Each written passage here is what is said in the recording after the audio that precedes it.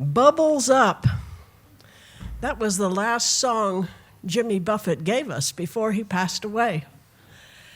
And apparently he got the song and the idea for the song from an old sailor who told him that if you were scuba diving and you were down really deep in the water and you were lost and it was dark, look for the bubbles because they always go up and they'll take you up to the surface and you'll be up there where you can breathe again.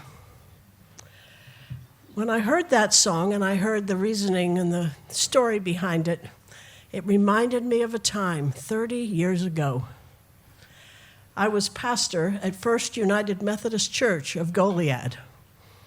Now, Goliad's a great place to be from. About 500 miles from. And look, if you're from Goliad and you love it, it's all good.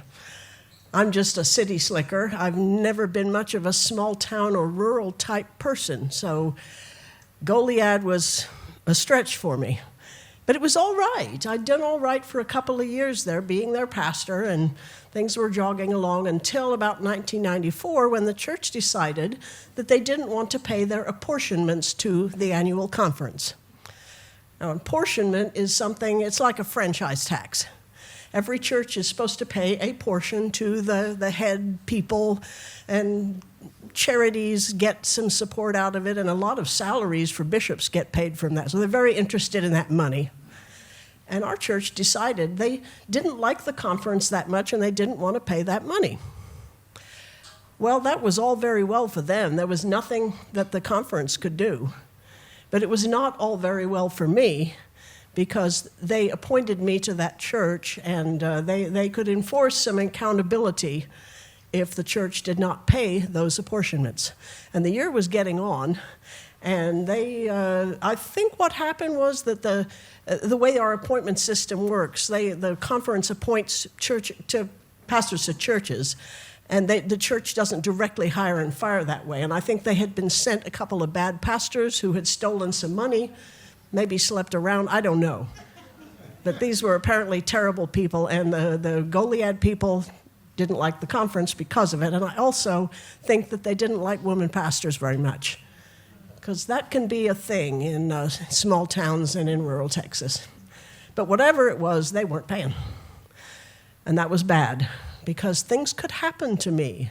The conference could do things to punish me for that. They could send me to Rio Grande City.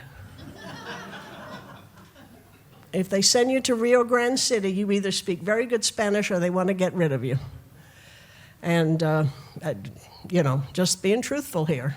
It's like, and for a single woman, it's like 100 or 150 miles away from any major city and anything fun. It would be awful.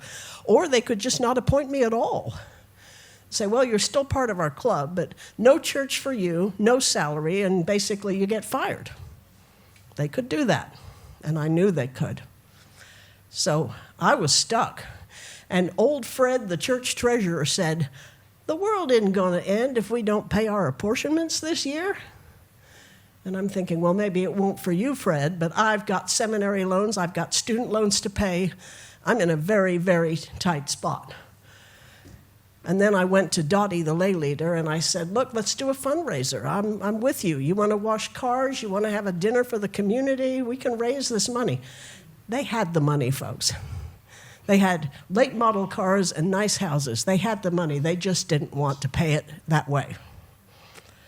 And Dottie, I asked her, I said, let's do a fundraiser. I'll support you in anything. And she says, we don't do fundraisers here. So that door closed. What am I going to do? Well, I was a professional Christian, so I did a professional Christian retreat. I went to a silent hermit place run by, I think, Catholic monks and nuns. And I went there, and I just thought that if I had total silence, then I could ask God, the universe, the Great Spirit, or my own mind to come up with something to solve this problem of apportionments. Well, after 3 days of listening to flies buzz and deer walk, I did start to see where the bubbles were going. And I came up with something, and it was going to take real guts to pull this off, but I went home, and I stopped at H-E-B to get everything I would need on the way home, got home, prepared everything for a couple of days, went to church Sunday. When everyone showed up, I was there, 2 long tables together. I was in my robe, bright red stole. You could see me for miles. And I had a poster board behind me, bake sale. All proceeds go to apportionments. Buy now. Look, I didn't get raised in American capitalism for nothing. Marketing. Well, a few people shuffled forward. I had muffins, I had cakes, I had cookies, I had paper plates, I had napkins, I had paper bags to go. I had it all. And a few people bought stuff. And a few other people were cringing. I saw them behind me as I was making change out of my money box. And then a married couple was looking at me, just astonished. They knew nothing about all this drama. They were new members, and they said, "Is this church so hard up for money that the pastor has to sell cakes to pay the bills?" After the church was over and Sunday school was over, I packed everything up and carried my bags to the parking lot. My muffins, my cakes, my cookies, my plates, my napkins, my money box.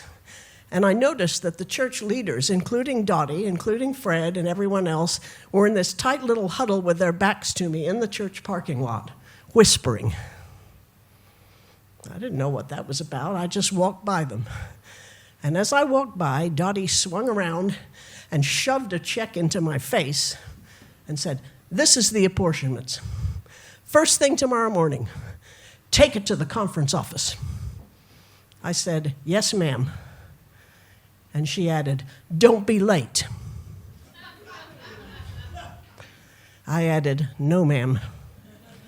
And I wasn't. I went to the office in Corpus Christi. I drove down first thing in the morning, delivered the check to the conference treasurer, and then stopped by in another office where my friend Marty worked, who was the editor of the conference paper and the biggest gossip in the whole building. And I told her what I had done, because I knew by the end of the day, everyone in the building would know about it. And so it proved to be. I found out 2 things after that day, after I left. One was that I became rather famous for my one-woman bake sale. And the conference leaders used it as a story to get young pastors to persuade their churches to pay up. The other thing I learned was that Dottie or someone at First Methodist Church of Goliad had made a very angry phone call to the conference leaders to say that at the end of the year when pastors moved, they wanted me out. And this is what happened. I got a bigger and better church because the conference loved what I'd done. But they said they wanted me out. They wanted me out in June without fail. And they never, ever wanted to see me again.